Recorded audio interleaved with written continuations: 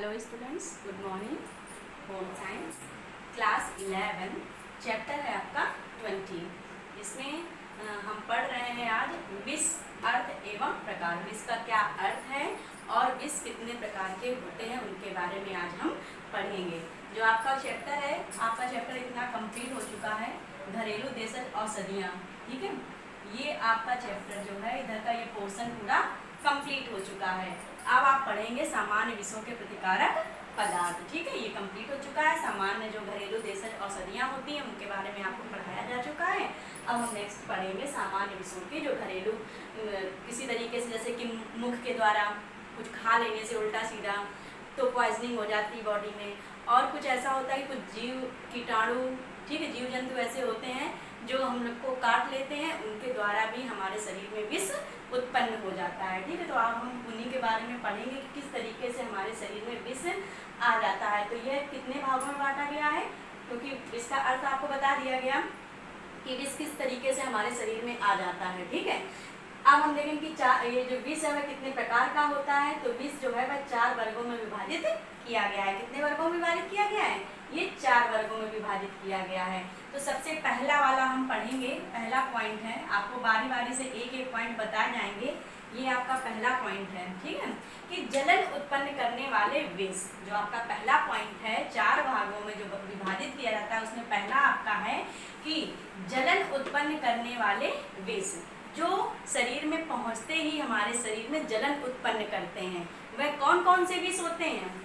Caustic soda, ammonia, carbolic acid और खनिज अम्ल।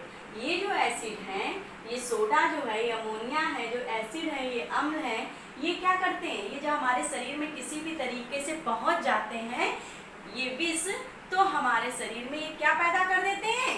ये जलन उत्पन्न करते हैं। इससे हमारी बॉडी में जलन हो जाता है। तो ये जलन जो उत्पन्न करते हैं वह कहाँ कहाँ उत्पन्न करते हैं, अब हम ये जानेंगे। जो ये जलन उत्पन्न करते हैं ये जीभ में करते हैं। जब caustic soda, ammonia, carbolic acid और खनिज अम्ल हमारे शरीर में पहुंच जाते हैं, ठीक है, तो हमारे जीभ में, गले में और मुख गुहा में, यानी कि मुख, ये जो आपका मुख गुहा है ना, इसमें क्या होने लगता है? बहुत ही भयंकर जलन उत्पन्न हो जाती है। क्या हो जाती है? बहुत ही भयंकर जलन उत्पन्न होती है। और क्या होता है कि सांस लेने में जब इतनी सारी समस्या आएंगी जीभ और गले में और आपके मुख गुहा में, जब इतना जलन उत्पन्न होगी तो क्या सांस लेने में आपको आसानी रहेगी? नहीं रहेगी। तो सांस लेने में भी बहुत दिक्कत होती है, बहुत ही कठिनाई होती है। ठीक है, तो इस तरीके से आपने देखा कि जो जलन उत्पन्न करने वाले विष हैं वह caustic soda, ammonia, carbolic acid और खनिज अम्ल हैं। ठीक है, और इनसे क्या है कि ये विष शरीर के जिस भाग में प्रवेश करते हैं उसे या तो जला देते हैं या उसमें जलन उत्पन्न कर देते हैं। जो ये जलन उत्पन्न करने वाले विष हैं, ये जब शरीर में पहुंचते हैं या तो जलन उत्पन्न करते हैं, ठीक है, कि जलन हो रही है, या फिर उस जगह को जला ही देते हैं। ठीक है, इस तरीके से आपका जो पहला पॉइंट है जलन उत्पन्न करने वाले विष वह कंप्लीट हुआ। सेकंड नंबर है हमारा उदर अथवा आहार नाली को हानि पहुंचाने वाले विष, यानी कि उदर यानी कि पेट।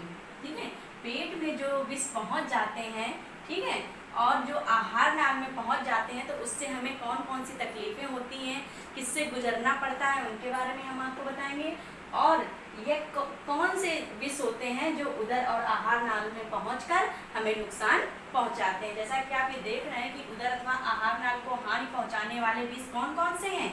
संखिया, पारा, पिसा हुआ शीशा, मतलब कि जो कांच होती है पिसी हुई वह, और विषैले व सड़े गले खाद्य पदार्थ, जैसे कि सड़े गले जो बाजार में खुले बिकते हैं ना, कटे फटे हुए फल, वो, या घर में बहुत दिनों से रखे हुए हैं और आपने उनको खा लिया, तो इससे भी आपको पॉइजनिंग हो जाती है, आपकी बॉडी में ये पॉइजन पहुंच जाता है। संखिया और पारा और ये शीशा, पिसा हुआ शीशा, किसी तरीके से ये चीज़ें भी हमारे, ये तीनों चीज़ें अगर हमारे बॉडी में पहुंच जाती हैं मुख के द्वारा, तो क्या होता है कि हमारे शरीर में उदर, पेट और आहार नाल को ये हानि पहुंचाते हैं। ये क्या हानि पहुंचाते हैं? हमारे आहार नाल को हानि पहुंचाते हैं और हमारे पेट में जाकर दिक्कत करते हैं। ठीक है, तो ये जो विष होते हैं कैसे पहुंचते हैं? देखिए, कंठ में, ग्रास नली में, आमाशय में एवं आंतों में। कहाँ कहाँ जलन उत्पन्न करते हैं? कंठ में, ग्रास नली में, आमाशय में और आंतों में जलन उत्पन्न करते हैं। ठीक है, तो आपने देख लिया कि ये जो विष हैं, ठीक है, अगर ये किसी भी कारणवश हमारे शरीर में पहुंचते हैं तो ये हमारे पेट में और हमारी आहार नाल को बहुत ज़्यादा नुकसान पहुंचाते हैं। क्योंकि आप ये सोच सकते हैं कि अगर हम पानी पी रहे होते हैं, हम खाना खा रहे होते हैं, कि जरा सा कोई रेशा होता है, कोई भी टुकड़ा मुंह में जाता है तो हमारे जो जीभ होती तुरंत बताने लगती है, एक मैसेज पहुंचता है कि हाँ हमारे मुंह में कुछ अन्यथा है खाने के अलावा भी हमारे बॉडी में, तो क्या होता है हम उसको बाहर निकाल देते हैं। तो आप समझ सकते हैं कि जब ये सारी चीज़ें अगर हमारे बॉडी में किसी तरीके से पहुंच जाती हैं तो कितना नुकसान होगा हमारी बॉडी में। ठीक है, हमारा जो पेट है और जो आहार नाल है उसको कितनी क्षति पहुंचती है और अंदर कितना जलन उत्पन्न होता है इन सब चीज़ों को हमारे बॉडी में पहुंचने के उपरांत। ठीक है, तो इस तरीके से आपने दूसरे पॉइंट में भी देख लिया कि जो ये विष होते हैं ये उदर में पहुंचकर भयंकर उथल पुथल पहुंचा देते हैं। जब ये हमारे पेट में जाते हैं तो ये भयंकर उथल पुथल पहुंचा देते हैं। ठीक है, अब हम देखेंगे अपना तीसरा नंबर जो है हमारा तीसरा पॉइंट, उसे हम देखेंगे। नंबर 3 पॉइंट पे है हमारा निद्रा उत्पन्न करने वाले विष। ठीक है, इसमें क्या होता है, ये विष ऐसे हैं जिनको ग्रहण करने से हमारे शरीर में क्या उत्पन्न, उसमें तो आपने देखा कि जलन उत्पन्न होने लगती थी पेट में, आहार नली में। ठीक है, इन सब चीज़ों में जलन उत्पन्न होने लगती थी। लेकिन इसमें आप क्या देख रहे हैं कि अगर हम अफीम, मार्फिन तथा डाइजेपाम, कंपोज, वेलियम आदि इस तरीके के जो हैं, ठीक है, विष, ये अफीम वगैरह क्या चीज़ें हैं आपको पता ही है। ठीक है, तो इन सब चीज़ों को हम ग्रहण करते हैं, ठीक है, या कोई भी व्यक्ति ग्रहण करता है तो उसको क्या उत्पन्न होने लगती है, नींद आने लगती है, उसके शरीर में निद्रा उत्पन्न होने लगती है। ठीक है, ये ऐसे ये घातक हैं। ठीक है, इनका अगर अधिकता हो जाती है, अगर इसको हम एक मात्रा में कोई व्यक्ति लेता है तो क्या होता है कि ये सिर्फ नींद ही उत्पन्न करते हैं, एक बेहोशी टाइप की उत्पन्न करते हैं। लेकिन अगर इनकी अधिकता हो जाती है शरीर में तो क्या हो जाता है कि जो रोगी होता है या जो व्यक्ति इसे ग्रहण कर रहा होता है इन सब चीज़ों को, तो वह प्रगाढ़ निद्रा में यानी कि बहुत गहरी नींद में हो जाता है। ठीक है, वह बहुत ही गहरी नींद में हो जाता है। और अगर इसकी बहुत अधिक मात्रा हो जाती है इन सब चीज़ों की, जो ये अफीम है, मार्फिन है, ठीक है, अगर इन सब चीज़ों की अधिकता हो जाती है शरीर में तब क्या होता है, अधिकता होने पर तो नींद आ रही है, लेकिन इसकी भी, इससे भी और अगर अधिकता हो जाती है तो क्या हो जाता है कि जो रोगी है या जो व्यक्ति है वह मृत्यु तक उसकी हो जाती है, मृत्यु होने की आशंका रहती है। ये है निद्रा उत्पन्न करने वाले विष, अफीम, मार्फिन तथा डाइजेपाम, जिसके अंतर्गत आता है कंपोज, वेलियम आदि। ठीक है, इस तरीके से आपने देखा कि अगर इन सब चीज़ों की अधिकता होती है तो शरीर की कितनी नुकसानदेह होता है शरीर के लिए यह, क्योंकि अधिकता होती है तो जो व्यक्ति है उसकी मृत्यु भी हो जाती है। ठीक है, इस तरीके से अब हम देखेंगे 4 पॉइंट, तंत्रिका तंत्र को हानि पहुंचाने वाले विष। अब हम पढ़ेंगे 4 पॉइंट में तंत्रिका तंत्र को हानि पहुंचाने वाले विष।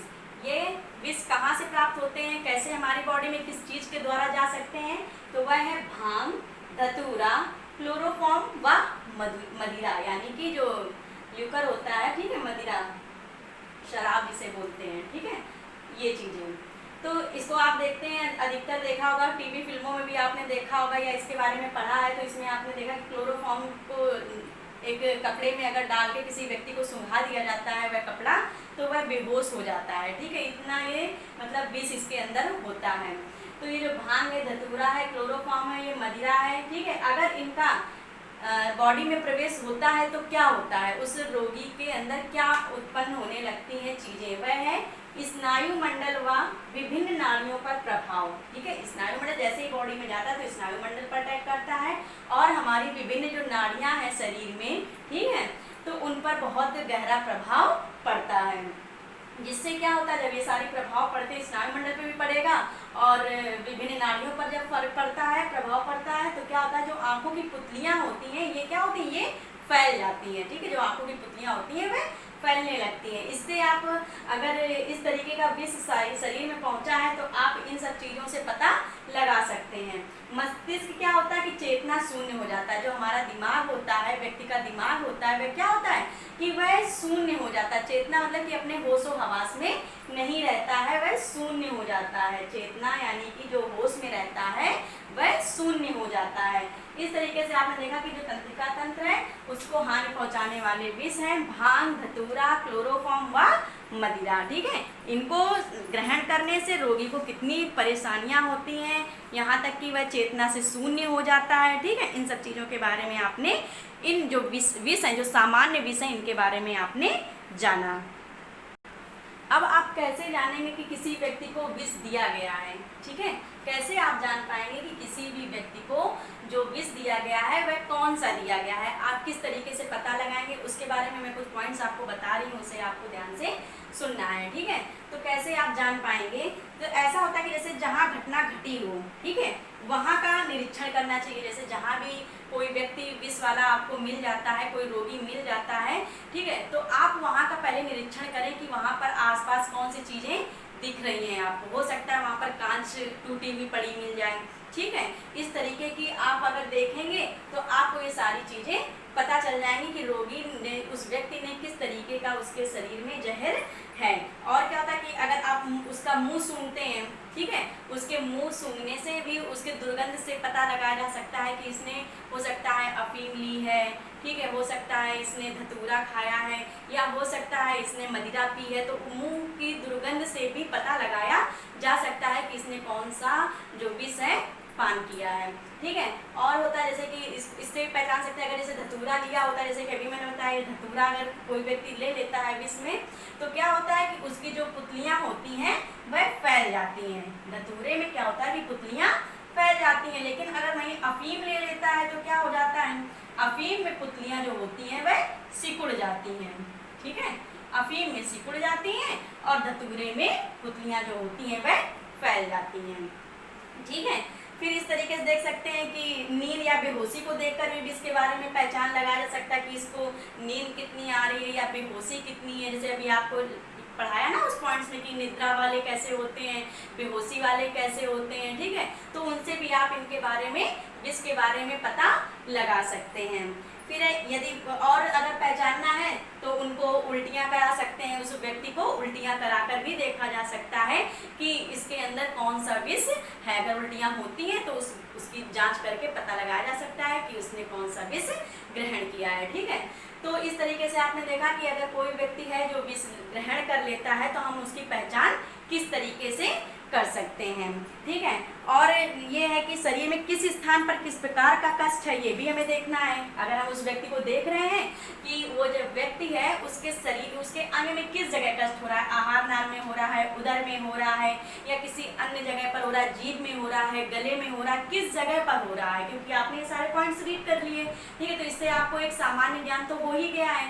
ठीक है, जब आप उसकी ये जानकारी लेंगे, वो समीक्षा करेंगे, तो क्या होगा, आपको पता चलेगा कि उसके जीभ में है, गले में है, कि मुख गुहा में है, उदर में है, या आहार नाल में, जहाँ पर आपको पता लगेगा उससे आप ये जान सकते हैं कि व्यक्ति को किस प्रकार का जहर उसने ग्रहण किया है, उसके शरीर में किस तरीके से यह जहर पहुंचा है। ठीक है, तो इस तरीके से आपने देखा कि किस तरीके से शरीर में जहर पहुंच सकता है, जीव जंतुओं की वजह से पहुंच सकता है, कीटाणुओं की वजह से पहुंच सकता है, और कुछ खाद्य पदार्थ होते हैं जिन्हें बहुत दिन रखे रहने से या कुछ खुले में सड़े गले रहते हैं तो उनको भी ग्रहण करने से हमारे शरीर में पॉइजन जो होता है वह पहुंच जाता है। ठीक है, तो इस तरीके से आपने विष का अर्थ जाना और इसके प्रकार, कितने प्रकार थे, 4 वर्गों में विभाजित किया गया था, जो आपको चारों पॉइंट क्लियर करा दिए गए हैं। ठीक है, अब बाकी का जो टॉपिक बचा है वह हम नेक्स्ट क्लास में रीड करेंगे। Okay, thank you.